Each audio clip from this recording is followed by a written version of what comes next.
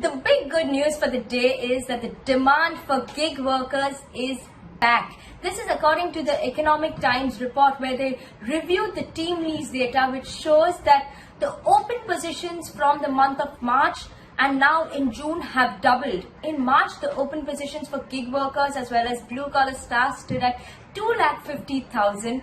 While now in the month of June they have doubled and the open positions are at 5 lakh.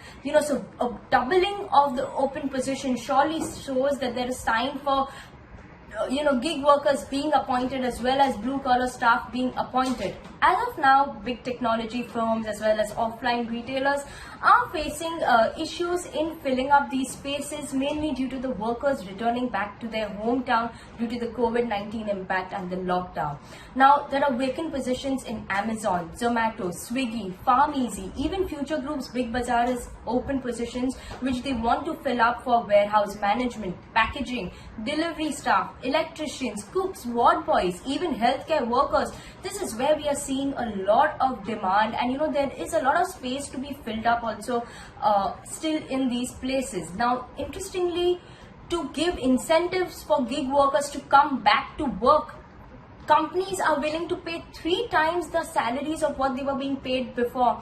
They're giving perks and incentives which are 15% more than what it was before, and they're also offering to pay air tickets and for the employees and workers to come back so they can be employed by these companies. So there are a lot of incentives for gig workers also to come back and a high demand for gig workers. Now, for instance, in Grofers, they have, there were certain issues on the supply chain front, and over the last couple of months, on the supply operations front, they employed around 3,000 people, while on the warehouse as well as delivering side, they employed around 2,000 people.